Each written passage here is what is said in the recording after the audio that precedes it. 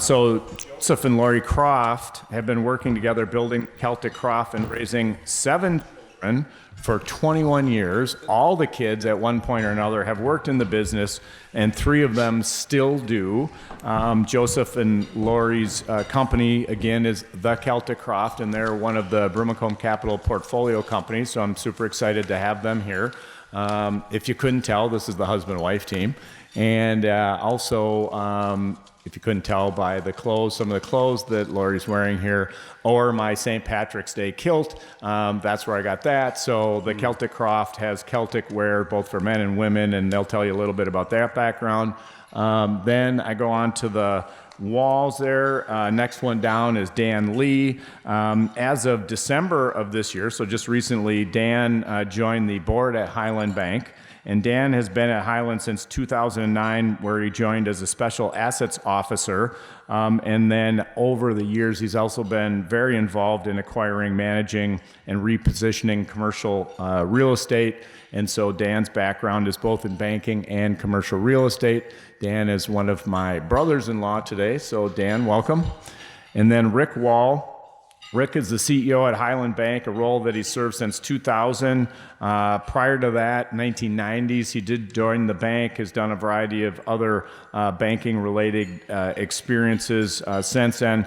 The Wall family is involved both in the banking world as well as the real estate world. They have a number of different businesses. So as a business owner, Rick comes at this not just with kind of the banking lens, but really more of a family business owner. And then one of the questions that we'll get into later, the Wall family, I think, has done a masterful job of interacting amongst the siblings to really kind of work through any of the things that are out there, and a very cohesive process that they have as a family, which we will get into. And then last but not least, we have the Eames.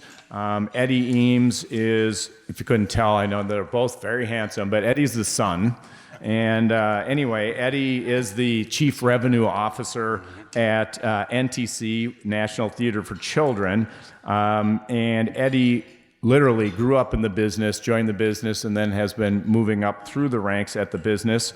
So thank you, Eddie, for joining us. And last but not least, we have Ward. Ward currently is the CEO of Livestream Learning Studio, also a Brimacombe Capital investment and company. And Ward was the founder of the National Theater for Children. I got a couple of other National Theater for Children executives over here. Wave over. Come on, Margaret. Okay, Margaret, thank you. And what's interesting about that business, which I don't know if we'll get to it today necessarily, but Ward started that 44 years ago while he was in college.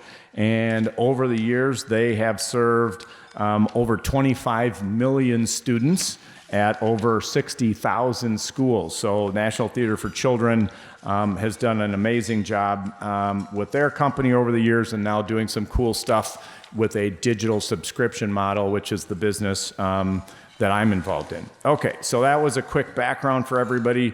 Why don't we just go back through, and everybody just take a minute or something to add a little color to what I threw at everybody, or 30 seconds, or 20 seconds, whatever you feel like.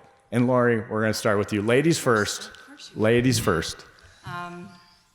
I'm Lori Croft, and we own 3 businesses together, and we were talking about this last night, what's the most important part of working together as a team, and it's that we like it. We actually like working together, so if it wasn't this, it would be something else, and he's just a great guy.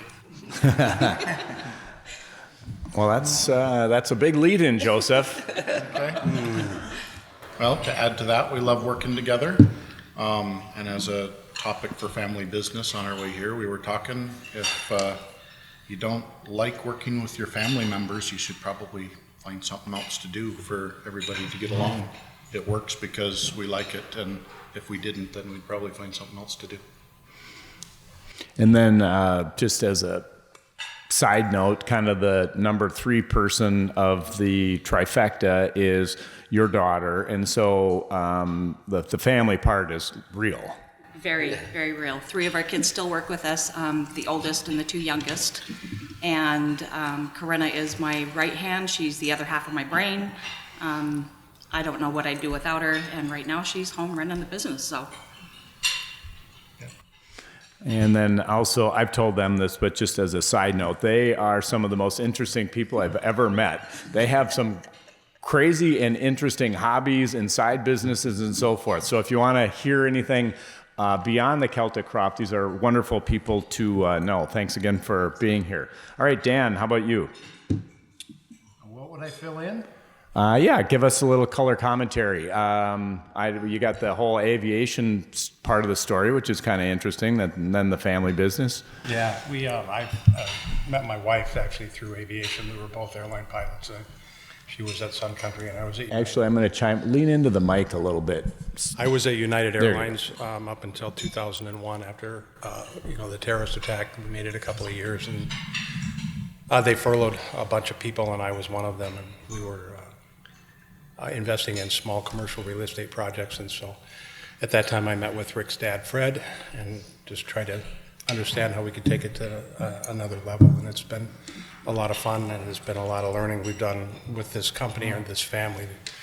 You're not pigeonholed into anything. You can really do whatever you want and get what resources you need. And there's a lot of different expertise. So it's been a lot of fun. Great. Well, thanks for joining us. Rick.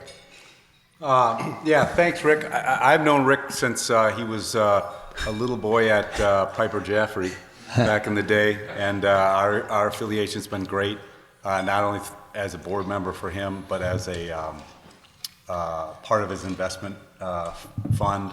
That's been a real great asset for us as well. Just to give you a little scope about our family, I have a brother and a sister, which was my nuclear family growing up. We each have spouses, and with the exception of my spouse, all 5 of the 6 of us are employed in the business one way or another. The real estate side is where my brother, my sister-in-law, and my brother and sister, or my sister and Dan, spend most of their time. And they're also investors in the bank where I spend most of my time. But in the end, we're all investors in each other's businesses. So it's a big mixed up bag of complicated ownership and governance. And we were blessed when we first started in this business back in the late 90s, early 2000s, to have spent some time with Tom Hubler, and my father had the foresight to try to get us on track. We started a family council. We had an outside board for our family council, and that operated until the downturn, which at that time we were so busy trying to stay afloat, we abandoned that. But that gives you a little bit better scope of how our family's connected. And it's not always perfect, but so far it's worked. So. Great. Thanks for joining us, Rick. Eddie. Yeah, so as Rick said, I literally grew up in the business of the National Theater for Children. I used to get paid by Happy Meals, and now I get a paycheck, which is nice.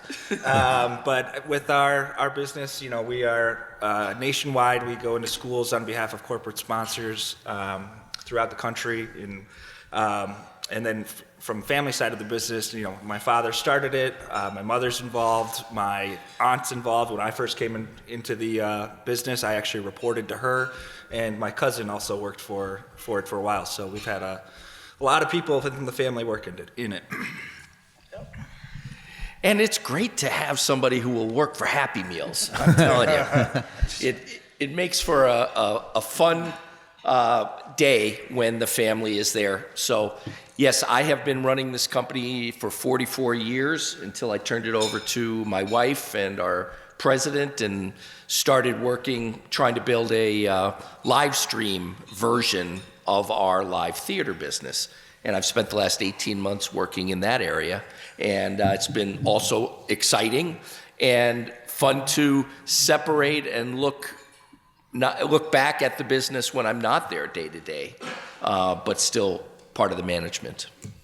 So that's what I've been doing. Great. Thanks for joining us, Ward. Rick, let's start with you. As I mentioned, you just have some really good practices among the family. You touched on them a little bit. Talk a little bit about what you perceive to be some of the best practices that your family utilizes to communicate and get along and work through issues and such. Sure.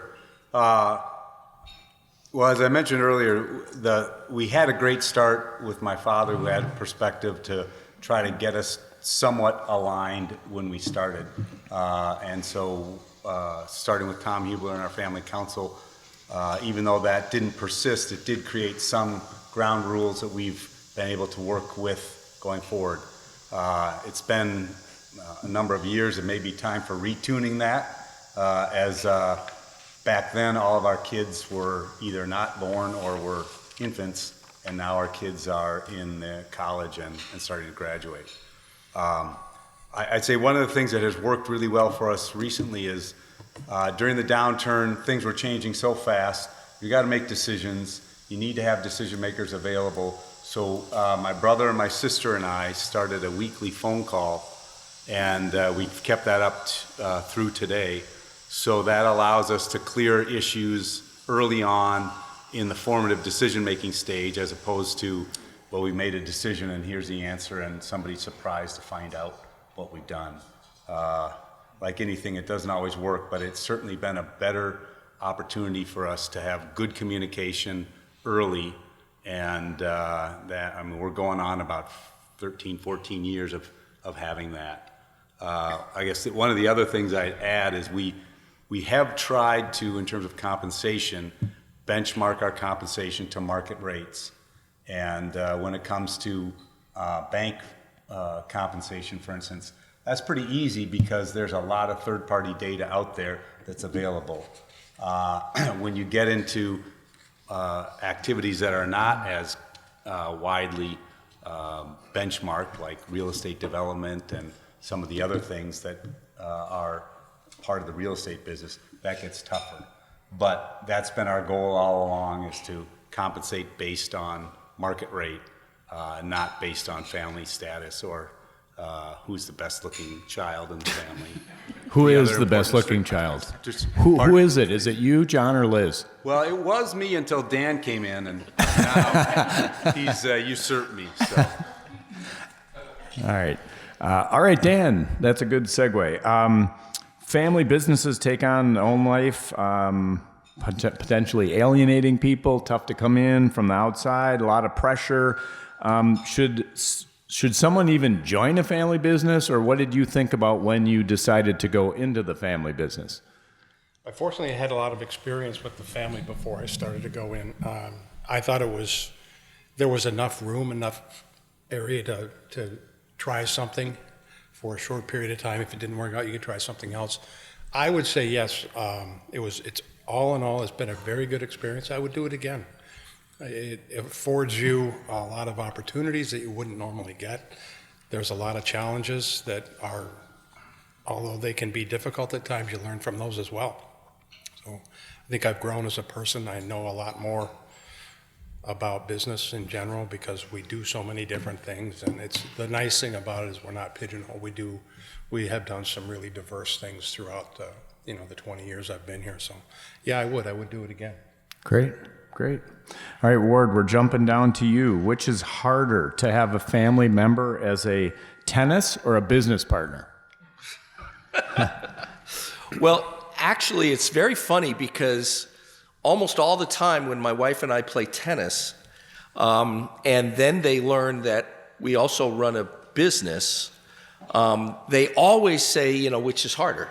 And what is so funny is that the business is much easier than playing tennis with your wife and with somebody in the business. And there's a lot of ground rules, a lot of given. You want to win tennis, but there's also a lot of conflict in who should take that ball and some of these little tiny things that don't mean anything, but they get blown up into bigger issues that shouldn't be there.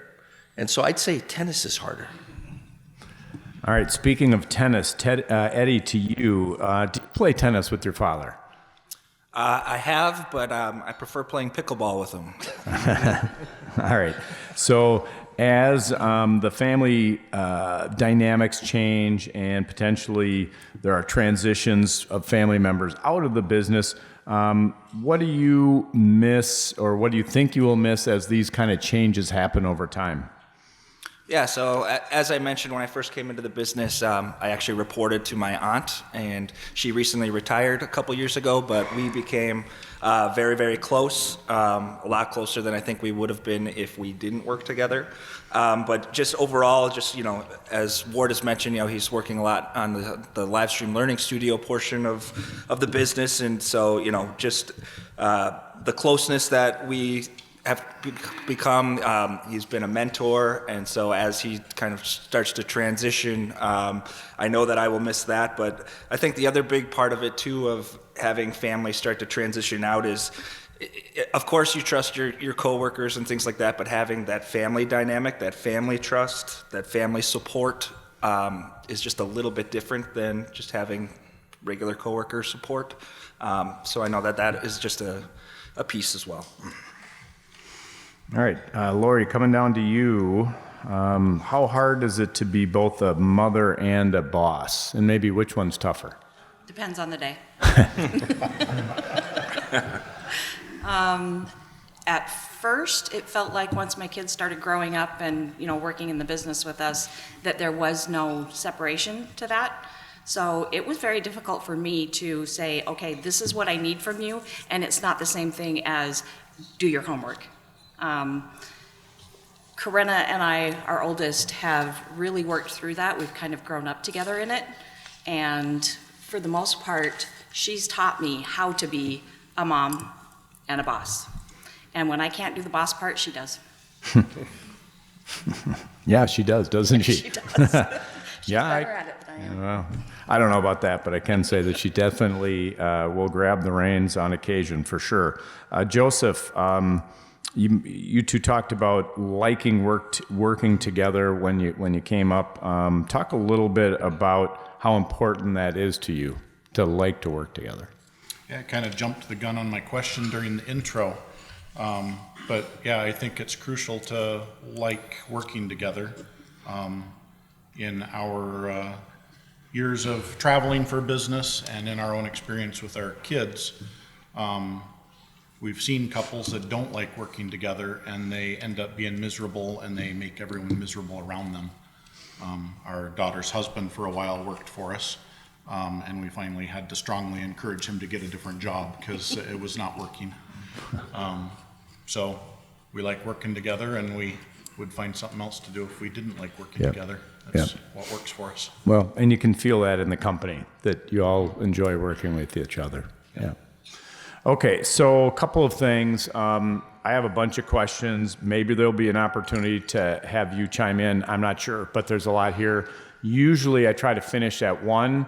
I have a feeling that I might not be done at 1, so if I'm rolling, I will maybe give everybody who needs to leave an opportunity to leave, and maybe we go a little bit longer. I have some questions I'm going to give to the entire group, and then we'll kind of go from there. So whoever wants to answer, given we have 6, there's not going to necessarily be time for everybody to chime in, but if you feel like you want to contribute, just jump in. So talk a little bit about your perception of the unique benefits of working within the family. Whoever wants it.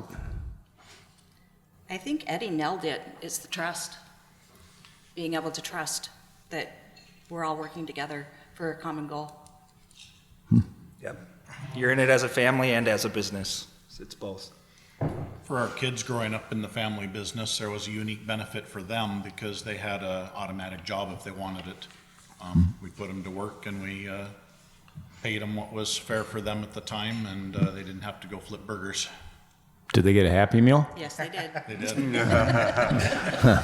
Yeah, I would also say that I find that recruiting people outside of the business is, by being a family business that does get along, and they can see that when they meet everybody, is a big advantage.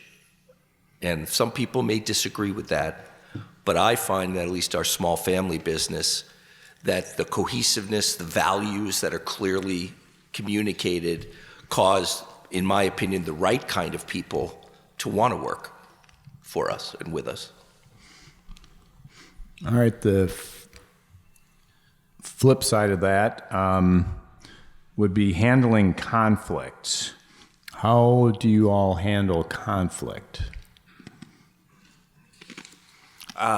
For us, kind of just being very upfront. I know there's been a lot of times that I will go into Margaret's office or Ward's office and I have to say, all right, business hat on, and we're going to just talk straight business and upfront, and it is not a personal thing, it's not a family thing. You just have to be upfront and say, okay, we need to really talk about this particular issue.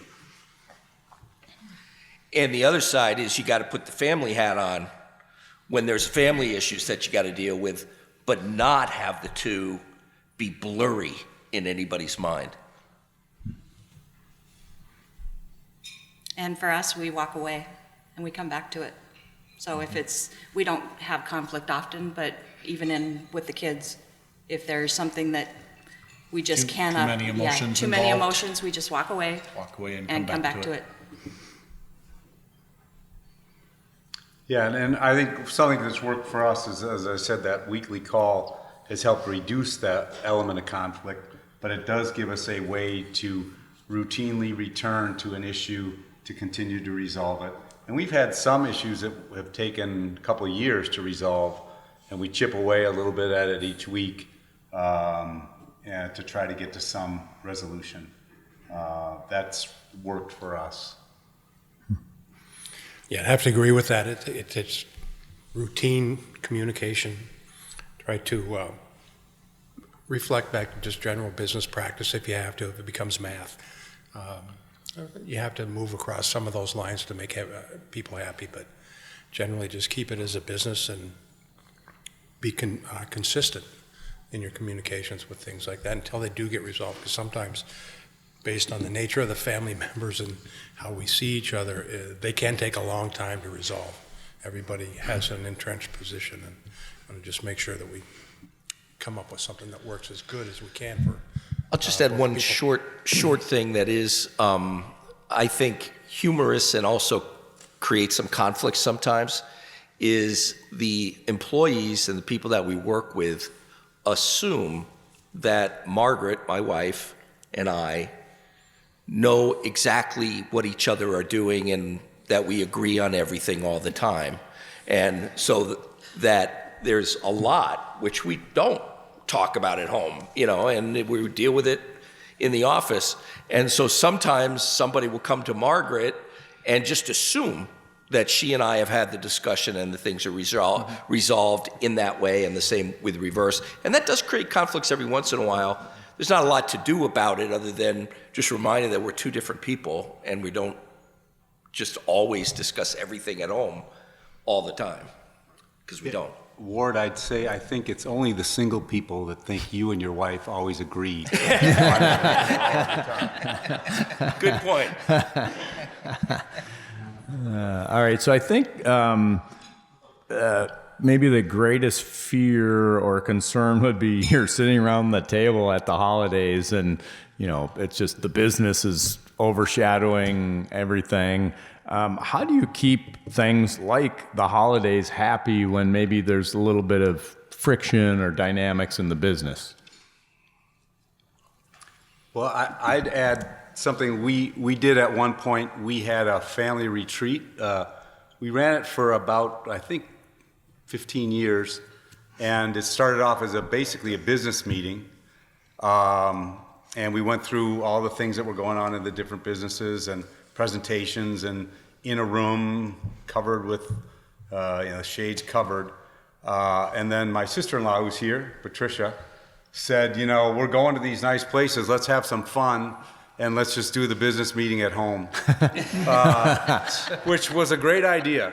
And so after that, we continued to go on the family trips, but those were for fun. And then we dedicated a time at home to have the actual business meeting. And that allowed us to try to separate, family time from business time. And I'd say we do it fairly well. and partly because we have dedicated time for the business discussion where you can have it. If that doesn't exist and you've got an issue, where else are you going to bring it up other than at the family get together? And that is can be not healthy. Right. I've seen that not work well. I think that's true. We have enough communication where the family events, when they occur, are, now we have kids that are in college, we're just really kind of interested in what your kid doing, and it gets to be a lot more fun with that next generation coming in. You get to see what might be for them, and it's exciting for me when I see like Rick's kids and like how their great ideas and their bright minds and their different approaches to things that aren't colored by the formation of the actual family business, then be able to make it grow in a different direction. It could really be something spectacular. Okay, how about compensation? Rick, you mentioned that you all go off of kind of market rates. Anybody else want to chime in on compensation, how it gets done, what factors you take into consideration? We let Rick decide. Market rate? Well, we are in a business that really has no data on it, a live theater business that works for sponsors and goes and tours to schools, or a live streaming business. It just doesn't exist. So we try and be fair at the various levels and the workload and the job descriptions.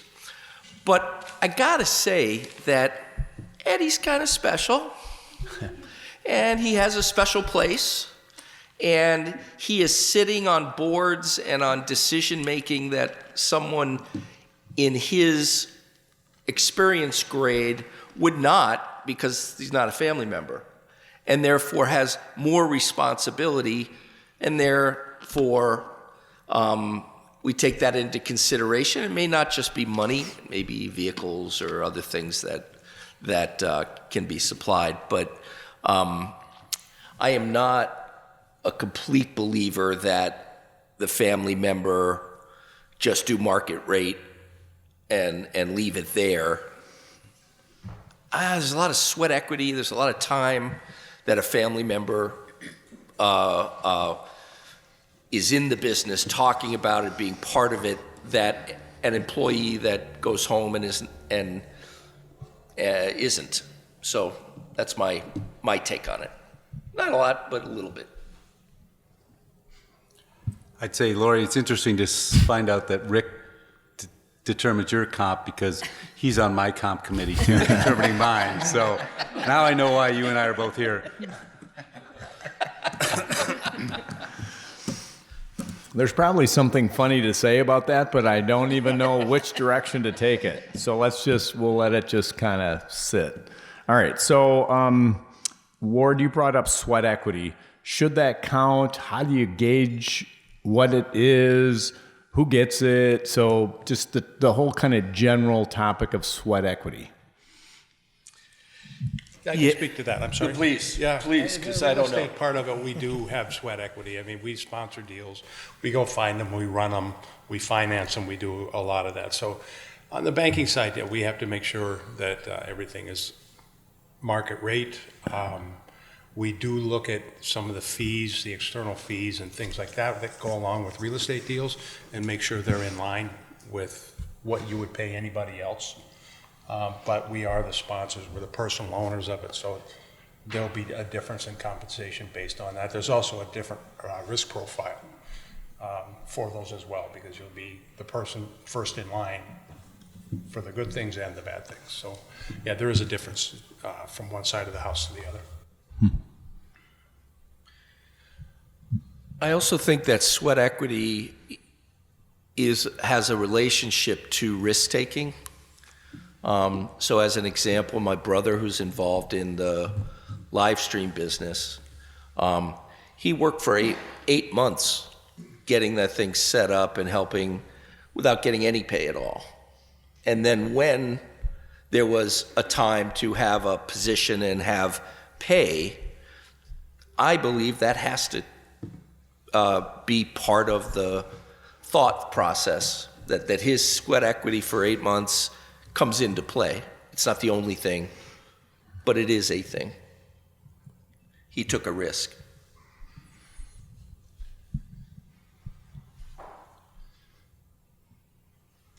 All right. Okay, here's where it gets a little dicey. You got a family member and it's not working well. That came up already. Or they're not pulling their weight. What do you do? How do you handle that? It's not working well. They're not pulling their weight. This is one that I struggled with for about 3 years with one of our daughters, and I made a lot of excuses, and I fought for her, and it was actually quite a bit of conflict between the two of us, and I was finally convinced, mostly by Rick, that it was time to let her go her own way and to push her out the door. And it was not easy, and it still isn't easy. Our relationship is not great, but it is what it is. She had lots of encouragement to step up and do her job correctly, and she was just taking advantage of the business as a family member, just assumed that she could skate and get by and that we'd keep paying her because she was our daughter, and she had lots of chances, and we finally had to let her go. And she left the family too.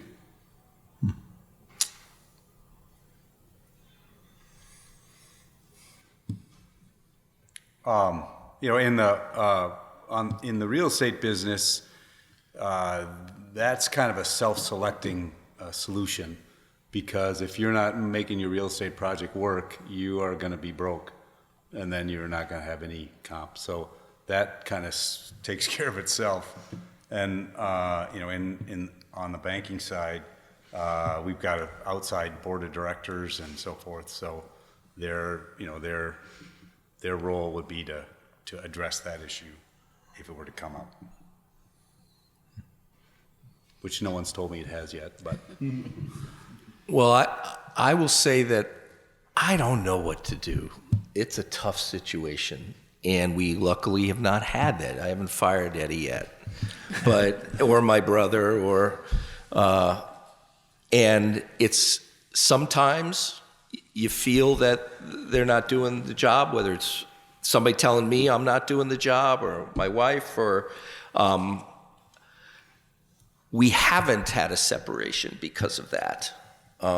And so I don't know what I would do or how that would actually play out. And it's scary to hear, oh, well, and they left the family at the same time, and that was, and I don't know the situation, so I'm just saying that there's a lot of intermingling things, and that complicates stuff. Yeah. And knock on wood, we got great people in the family, and that's not always going to be the case, but it is in our case.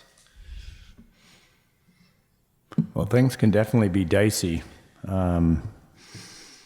I know I got as Darren can attest to, since he knows all my stories. I definitely have a bunch of family dynamics going on in my world, and we're not even in the same business, so it's tough doing what you all do. So anyway, congratulations for navigating it, and I commend you for that. Another tough decision would be, okay, you made a profit, good thing. Good problem to have. Do we dividend it out, or do we retain it and put it into the business? So how do you decide what to do with the cash flow when you got a lot of people who might want a dividend, and maybe you got other people who would like to see the company receive the investment? I think that would depend on where your business is at. Do you need to reinvest, or can you afford to dividend it out? Yeah, I would have to agree with that. It's really about market-based. If it's, if there's no place to go, if you want to grow your business, and it's really in a time where you just enjoy what you've done, and maybe you can distribute it out.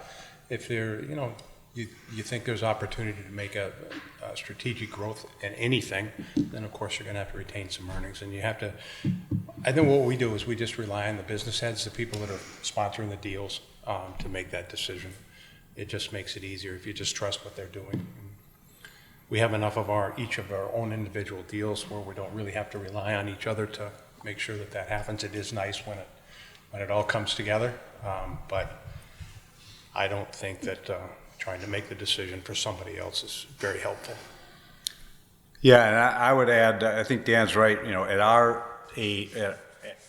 our stage of life, we would be the second generation, and we're able to dialogue and make our own decisions. But capital allocation is a big thing. If you go to a large corporate entity, there's a lot of fighting over who gets the resources to do what in the business, and that there's a whole science and politics that are associated with that. And if our businesses continue into the next generation, we're going to have to evolve into a more sophisticated mechanism of determining how we allocate capital, because maybe not everyone's involved in the businesses, and maybe not everyone understands all the businesses. So hard to make good decisions if you're not involved and you don't understand. Yeah, we have a management group, senior management group, which has a person who's not part of the family and then 3 family members who then make those decisions every year, but also every quarter we're looking hard at it, and every month we're together talking about things, and then on a weekly basis with a bigger group, we're talking about it. So there is a time, as you said, to pay out, and what you have to have a business that has cash. Cash is king. You got to make sure that you have cash and you have enough of it. But you can also have that cash and decide to keep it in the business, even if you don't know what you can do with it for a while, because you need to be careful. You need to be safe. You need to be able to deal with a damn pandemic when it comes. And I tell you, we were in the SWOT analysis, and that never came up. That nobody would allow us in schools anymore ever for 2 years, 3 years. But with smart planning, good management, smart people, you balance that, and you do get paid when you can. That's important. All right, so Dan, I'm going to put you on the spot here. So the question, and given the time, I think I might just leave it with you unless somebody else wants to chime in. But how about the introduction of spouses into the family business? How did it go in your situation, and if you had something that maybe worked better or didn't or whatever, what would you share with the audience? It was a unique situation, and I had gone over this in my head 100 times, and it, by accident, worked really well. I met with Fred, knowing that I was going to be furloughed from United several months before it actually happened. I started talking to Fred because we had already invested in a fourplex, and we were interested in doing that. And so I met with Fred on, I think it was 6 different times, just to figure out how to integrate into this and how it will work best for me to try it, because there was always a possibility I'd go back to United. So we decided to just have me partner with Fred because he had other external partnerships. So that was the lead in, was really just dipping a toe into it before the rest of it came. As it went along and Fred wanted to retract himself from all of the businesses, we all ended up in a pool together as business partners. So that's how it worked for me.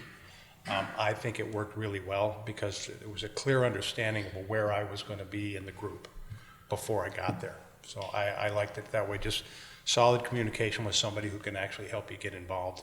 I would do that again. It's a good way to do it. So next generation, all 3 of you have either next generation in the business or aiming towards next generation being in the business. What guidelines or requirements are you all thinking of implementing, or maybe have, for the next generation to join the company? If that's for us, I think, Rick, that's a good question for you. I think we actually have some guidelines that go along with the banking business. As far as the real estate business, there aren't really any guidelines. Patricia's got, I had the joy of seeing her kids working in the food hall. it really does put a different light on it. So, but we do have, I'll let Rick speak to some of the formal guidelines that we have. Sure. Yeah. As Dan just referred to, my sister-in-law runs and operates the Malcolm Yards Market. And Waved everybody. Okay. so she has taken all comers. Anyone who wants to work is welcome to join. When we started back in the late '90s with Tom Hubler, we did set up guidelines for when you could work in the family business, and that essentially was after 5 years of having outside experience. We then modified that to allow for an internship at the bank during your freshman and sophomore year, thinking that that was a year where you're not really getting set to launch into your career. The idea is you want to be able to build your self-esteem and your own sense of business without wondering if it's influenced by your family. And that's worked well for us so far. We're just now 4 out of the 7 grandchildren are in or through college, and we have a couple more to go. So, I've got a very informal thing in that, like with Eddie, when he started licking stamps when he was very young. And then he had to sit through dress rehearsals of our shows and give us feedback on if you're an 8-year-old and seeing the 8-year-old show, and if you're a junior high student, seeing those shows. And he was kind of forced into it, whether he liked it or not. And I would say, it was clear my daughter, no, that's not what she wanted to do. She was doing the same thing. She was licking stamps and seeing shows. And she's now a genetic counselor and doing a great job, loving what she's doing. Eddie, on the other hand, he kind of is a schmoozer and liked it and expanded into it. And so that was start early and see what happens, but without any pressure, I guess.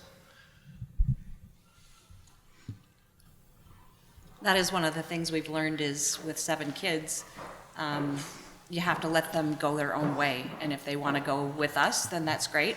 If not, then that's great too. And even with the 3 that still work with us, their options are open. They don't feel like they have to be with us just because we're their parents. So if Corinna were to decide tomorrow to launch her own business, I would support her and say, go for it, and then I'd go home and cry. So you have to just let the kids be their own people.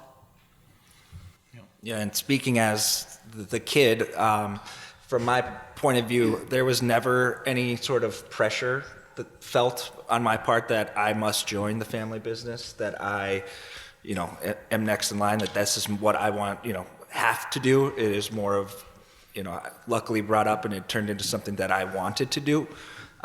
So it was definitely not something that was lingering there of like, I, can't go do something else because I'm feeling like I'm forced into the family business. Joseph, anything? Yeah, all 7 of our kids have worked for the business, mostly through their, up through high school years. They had the choice to stay with the business or go do their own thing, and 4 of them went off to do their own, 3 of them went off to do their own thing, and 4 of them stuck with the business.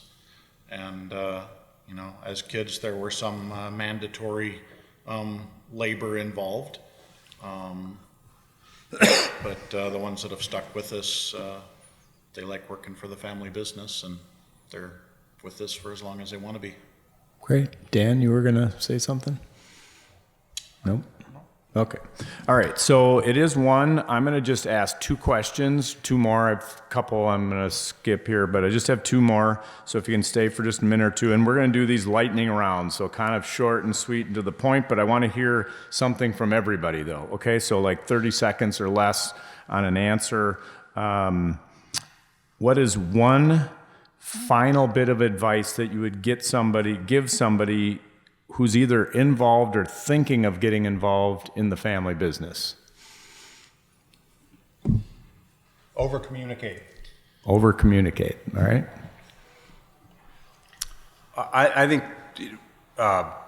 thinking through how it all might work and talking to some outside resources to get you set up in the right direction is a big help. I would say incorporate the hat system right away. Make sure you understand that there's the business and the home, and make sure that the communications is clear which hat you have on. I'd agree with that. Make sure you keep your business hat and your mom or dad hat clearly defined when you're dealing with the family members. You have to like each other, otherwise it doesn't work. Yep.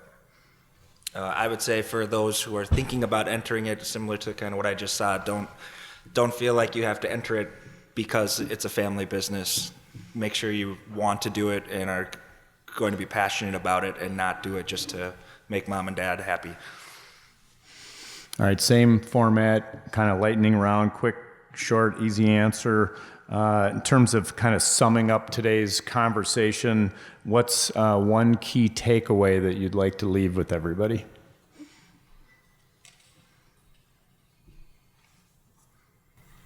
Sometimes it's really hard, and sometimes it's really easy, and you just have to remember during the hard times that you'll get through it.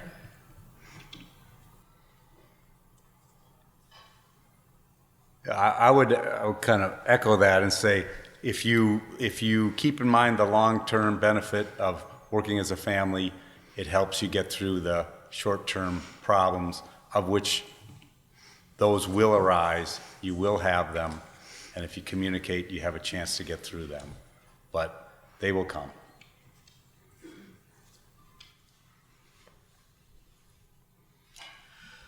Well, I would say it's just so much more fun to do it with family. So I've been in other businesses also, but it's just so much more fun to do it with family, even with the bad times.